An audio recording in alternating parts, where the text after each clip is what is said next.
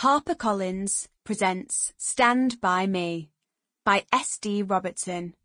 Read by Luci Fish. Prologue. Pain. That was the last thing he remembered. Excruciating, relentless, all-encompassing pain. The kind that focuses your mind absolutely, driving out all other thoughts as it pierces through your defences with shuddering ease. The past, the future, neither existed at that moment. There was only the present, rolling in ultra-slow motion. No air, no up or down.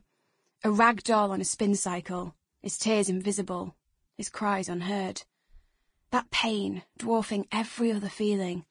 Had it been there a moment, or forever? He just wanted it to end. And finally, after rising to a blinding crescendo of agony, it did. Blissful nothingness swooped down from the heavens above and engulfed him. His return to consciousness was gradual and unexpected. As he became aware of himself again, it was as a detached series of thoughts and memories floating in the darkness. The echo of his torment remained in the background, a low hum, gone, but not forgotten. It was this way for some time. Then, hidden within that low hum, he began to hear the faint murmur of something else. Was that someone whispering?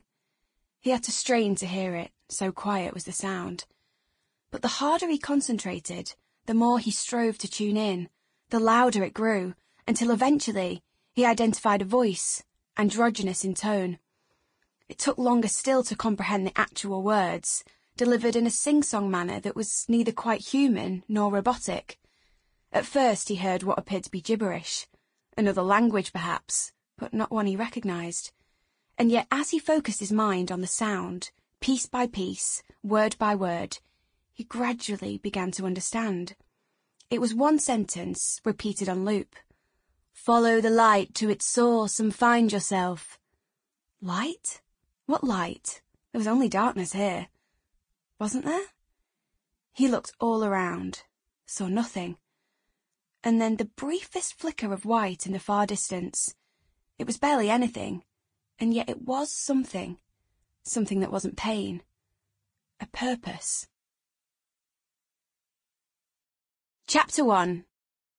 Now. Friday, 20th of July, 2018. What time had Mike started drinking? He'd seemed merry when Lisa had got home from work, but she'd let it go. It had been nice to see him smiling for once, even if it was artificially induced, and she'd assumed he'd only had a couple of beers. It must have been considerably more than that, though, for him to be so far gone now. It was no secret that her husband liked to tipple. In recent weeks, they'd spoken several times about how the frequency of his drinking had increased since he'd stopped working. She'd voiced her fears that it was getting out of control, and he'd argued otherwise. At best, this had come in the form of calm reassurances that he wouldn't let it escalate too far. At worst, it had been a slanging match, with him shouting at her to get off his back, and her calling him an alcoholic. Not that Lisa actually thought he was. Not yet. She just wanted to shock him into cutting back before it really did get out of hand. But maybe she'd misjudged the situation. "What's wrong?" Mike asked. "Don't you like it here?"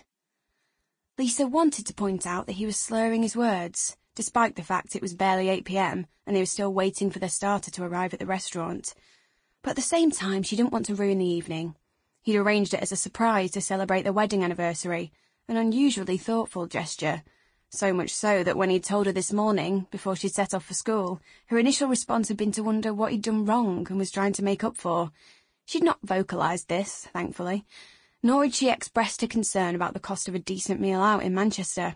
They could barely afford to get takeaway in their village, never mind get a taxi to and from the city centre for the privilege of enjoying overpriced food and drink. That was the cold, hard truth. But she'd weighed up the matter at work, where it had been the final day of term before the summer holidays, and decided to throw caution to the wind for once and enjoy a rare night out.